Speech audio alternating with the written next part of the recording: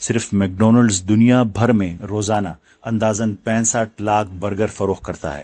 اس ناقابل فہم ڈیمانڈ کو پورا کرنے صرف ایک کمپنی کو ہر سال 9,68,000 سے زائد گایوں کو مشینی طور سے پروسیس کرنا پڑتا ہے۔ ذرا سوچیے، اگر اس میں ہم باقی کمپنیوں کو شامل کر لیں تو یہ تعداد کروڑوں میں پہنچ جائے گی۔ عالمی گوشت کی معیشت کی حقیقت یہ ہے کہ یہ ایک صرف منافع کمانے کے لیے کام والا نظام ہے، جسے کم لاگت میں زیادہ سے زیادہ پیداوار کے لیے ڈیزائن کیا گیا ہے۔ پھر بھی وہ پنڈت اس وسیع کارپوریٹ مشین کو مکمل طور پر نظر انداز کر دیتا ہے، اور ان اربوں غیر مسلموں کو بھی جو اس کی ڈیمانڈ پیدا کر رہے ہیں، اس کی بجائے وہ صرف مسلم کمیونٹی کو نشانہ بناتا ہے اور ایک مذہبی فلاحی عمل کو دنیا کا سب سے بڑا ظلم بنا کر پیش کرتا ہے۔ یہ تو تھی معاشی منافقت کی بات۔ اب ذرا معیشت سے ہٹ کر فطرت اور سائنس کے قانون پر نظر ڈالتے ہیں۔ جب کچھ لوگ گوشت کھانے کو ظلم کہتے ہیں تو وہ دراصل خود فطرت کے نظام کو ظالم قرار دے رہے ہوتے ہیں۔ قدرتی دنیا میں روزانہ اربوں اور کھربوں جانور دوسرے جانوروں کی خوراک بنتے ہیں۔ محض ایک بلو ویل دن میں کروڑوں چھوٹی مچھلیاں کھا جاتی ہے، اور دنیا بھر کی مکڑیاں ہر سال ان تمام انسانوں کے وزن کے برابر کیڑے مکوڑے ہضم کر جاتی ہے۔ اگر شکاری جانور اچانک شکار کرنا بند کر دے تو وہ خود بھوک سے جان دے دیں گے، اور چرنے والے جانوروں کی آبادی اتنی بے قابو ہو جائے گی کہ وہ جنگلات اور ہریالی کو ختم کر کے پورے ماحولیاتی نظام یعنی ایکو سسٹم کو تباہ کر دیں گے۔ فطرت میں ایک جانور کا دوسرے کو کھانا کوئی ظلم نہیں ہے، بلکہ ایک حیاتیاتی ضرورت ہے جو زمین پر زندگی کا توازن قائم رکھتی ہے۔ یہ دلیل کہ انسانوں کو گوشت کھانا مکمل طور پر چھوڑ دینا چاہیے، ہماری اپنی ارتقائی اور حیاتیاتی ساخت کو یکسر نظر انداز کرتی ہے۔ سائنسی اتفاق رائے بالکل واضح ہے کہ انسان قدرتی طور پر ہمہ خور یعنی اومنیورس ہے۔ اگر ہم انسانی جسم کی ساخت پر غور کریں تو یہ بات مزید واضح ہو جاتی ہے کہ گائے یا بھیڑ جیسے سبزی خور جانوروں کے برعکس ہمارے پاس گھاس ہضم کرنے کے لیے 4 حصوں والا میدہ نہیں ہے، اور نہ ہی ہمارا نظام انہضام خالص گوشت خوروں درندوں جتنا چھوٹا ہے۔ ہم بالکل درمیان میں ہیں، جہاں ہمارا میدہ پکے ہوئے گوشت، پھلوں اور سبزیوں کے ملے جلو استعمال کے لیے بہترین طریقے سے ڈیزائن کیا گیا ہے۔ اس کے علاوہ انسانی بقا کے لیے وٹامن B12، آئرن اور اعلیٰ معیار کے پروٹین جیسے ناگزیر غذائی اجزاء قدرتی طور پر سب سے زیادہ اور بہترین شکل میں صرف اور صرف جانوروں کے گوشت ہی سے حاصل ہو سکتے ہیں۔ سائنس اور بائیولوجی ہمیں بتاتی ہے کہ جانوروں کا گوشت کھانا زمین پر زندگی کا ایک فطری اور ضروری حصہ ہے۔ اس لیے بنیادی اخلاقی سوال یہ نہیں ہے کہ ہمیں جانوروں کو کھانا چاہیے یا نہیں، بلکہ اصل سوال یہ ہے کہ ہم انہیں کس طریقے سے خوراک کا حصہ بناتے ہیں۔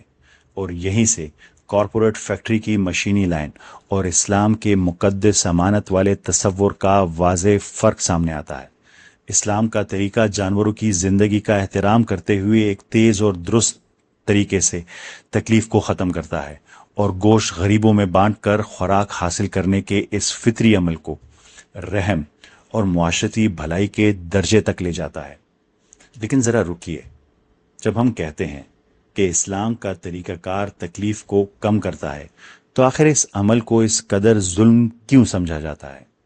اس کا جواب یہ ہے کہ پنڈت کی دلیل بائیولوجی کی ایک اور بہت بڑی غلط فہمی پر مبنی ہے، جسے اینتھرومورفزم کہا جاتا ہے۔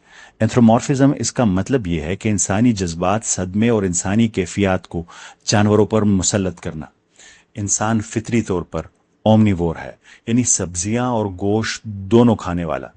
لاکھوں سال قبل جب ہمارے آباء و اجداد نے غذائیت سے بھرپور گوشت کھانا شروع کیا تو اس سے ہمارے نظام انہضام کے سائز میں کمی آئی، اور اس نے ہمارے دماغ یعنی پری فرنٹل کورٹیکس کے بڑے اور پیچیدہ ہونے کے لیے توانائی فراہم کی۔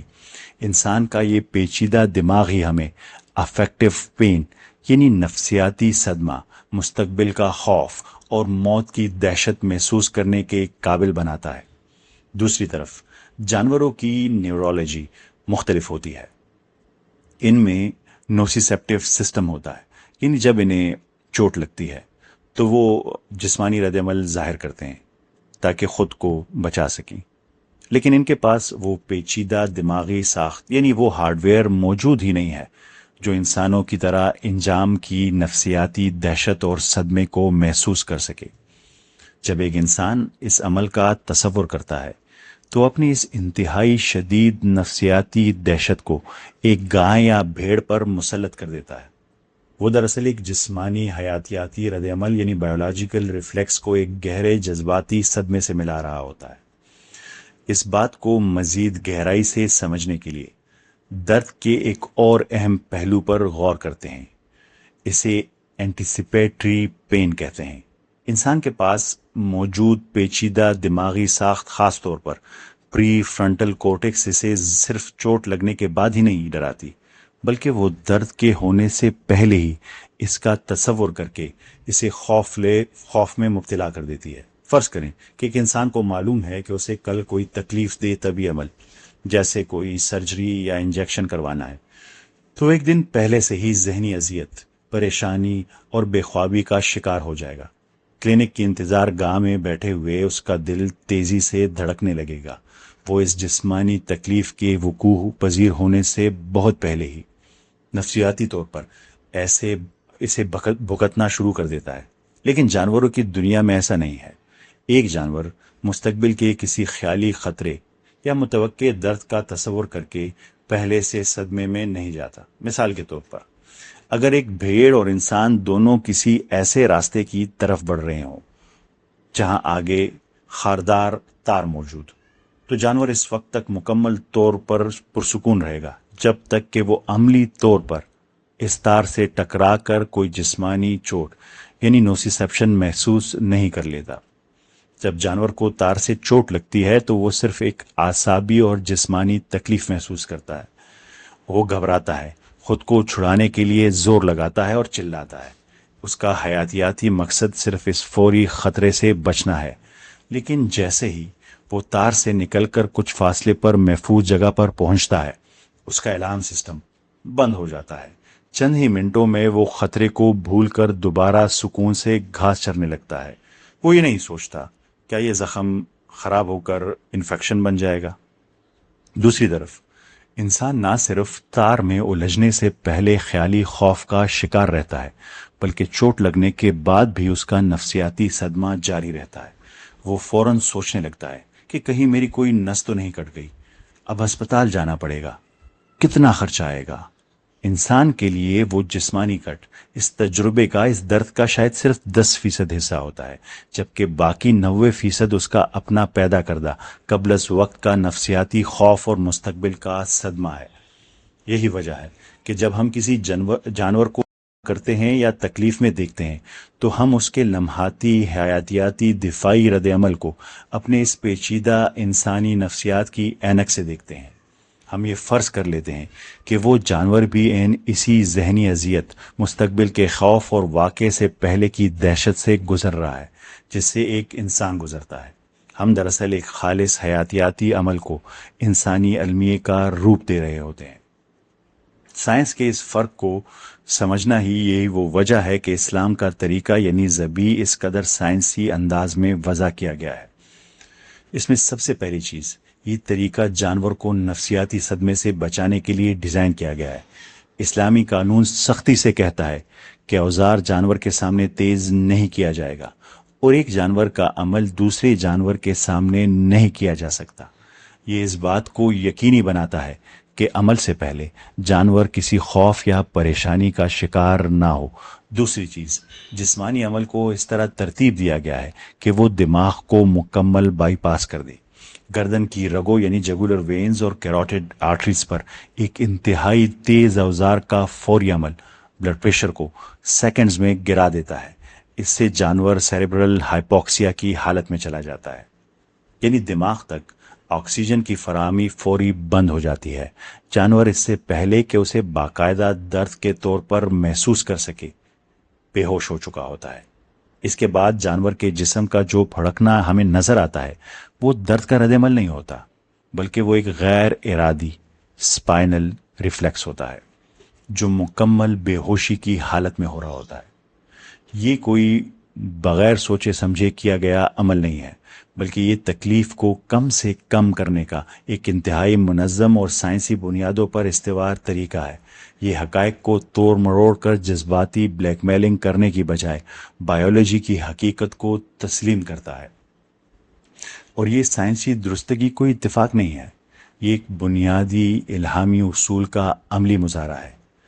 عالمی کارپوریٹ مشینری کے برعکس، اسلام جانوروں کو بے جان اشیاء یا منافع کا ذریعہ نہیں سمجھتا۔ قرآن مجید کی سورہ انعام آیت نمبر 38 میں واضح کیا گیا ہے کہ زمین پر چلنے والے جانور اور ہوا میں اڑنے والے پرندے بھی تمہاری طرح امتیں ہیں، یعنی ان میں بھی کمیونٹیز ہیں۔ اسلام ان کو ایک مقدس امانت سمجھتا ہے۔ آج سے 1400 سال قبل، جب دنیا میں جانوروں کے حقوق کا کوئی تصور ہی نہیں تھا، نبی کریم صلی اللہ علیہ وآلہ وسلم نے رحم کے تصور پر ایک مکمل قانونی اور اخلاقی ڈھانچہ کھڑا کیا۔ یہ رحم دین اسلام کے ریشے ریشے میں بنا ہوا ہے، اور جب عید الاضحیٰ پر یہ عمل کیا جاتا ہے تو اس کا گوشت جمع کر کے نہیں رکھا جاتا، اور نہ ہی اسے کارپوریٹ منافع کے لیے بیچا جاتا ہے۔ اسے سختی سے 3 برابر حصوں میں تقسیم کیا جاتا ہے۔ ایک حصہ گھر والوں کے لیے، دوسرا حصہ رشتہ داروں اور پڑوسی کے لیے، اور ایک حصہ مکمل طور پر معاشرے کے غریب ترین افراد کے لیے۔ یہ ایک زبردست معاشی برابری کا نظام ہے جو اس بات کو یقینی بناتا ہے کہ وہ لوگ جو سارا سال گوشت نہیں خرید سکتے، انہیں عید کے دن عزت کے ساتھ اور بالکل مفت بہترین خوراک ملے۔ آئیے اب واپس ویڈیو کے آخر میں موجود اس چھوٹے بچے کی طرف چلتے ہیں۔ ذرا دیکھیے کہ اسے کیا سکھایا جا رہا ہے۔ اس کے ذہن میں ایک جھوٹا بیانیہ اتارا جا رہا ہے، اسے برین واش کیا جا رہا ہے کہ وہ یہ سمجھے کہ ہمدردی کا مطلب اپنے ہی ملک کی اربوں ڈالرز کی انڈسٹری کو نظر انداز کرنا ہے۔ وہ گڑی مائی درگا پوجا جیسے تہواروں کو نظر انداز کرتا ہے، وہ گلیوں میں جانوروں کے تحفظ کے نام پر ہجوم کے ہاتھوں بے گناہ انسانوں کے ساتھ ہونے والے سانحات کو نظر انداز کرتا ہے۔ اسے سکھایا جا رہا ہے کہ وہ ان تمام حقیقتوں پر آنکھیں بند کر لے، صرف اس لیے تاکہ وہ اپنے مسلمان پڑوسی کی طرف دیکھے اور اسے ایک ظالم درندہ سمجھے۔ ہمیں یقین ہے کہ امن پسند اور سچے ہندو بھی ایسی سیاسی نفرت اور برین واشنگ کو کبھی پسند نہیں کریں گے۔ حقیقی رحم، چاہے آپ اسے رحم کہیے، چاہے آپ اسے دیا کہیے، دوسروں کو شیطان بنا کر سیاسی نفرت پھیلانے کا نام نہیں ہے۔ حقیقی رحم اس بات میں ہے کہ ہم اپنی دنیا کی حیاتیاتی حقیقت کو تسلیم کریں، ہر جاندار کے ساتھ گہری عزت کے ساتھ پیش آئیں، صرف اس وقت کسی کی جان لے جب بقا کے لیے ضروری ہو، اور وہ بھی انتہائی تیزی اور بہترین احسن طریقے سے، اور پھر اس سے ملنے والی خوراک کو معاشرے کے بھوکے کمزور غریب افراد کے لیے پیٹ بھرنے کے لیے استعمال کریں۔ یہ کوئی ظلم نہیں، یہ باشعور اور زندہ ہمدردی کی سب سے اعلیٰ ترین شکل ہے۔ یہ ہے اسلامی طریقہ ذبی۔ امید ہے ابھی آپ اس سب کو سمجھ سکے ہوں گے۔ آپ سب کا بہت شکریہ۔ ملتے ہیں اگلی قسط پہ، اور یہ آپ کی ذمہ داری ہے کہ اس میسج کو آگے اور لوگوں تک پہنچائیں تاکہ اس باہمی نفرت کو باہمی محبت میں بدلا جا سکے۔ اللہ حافظ۔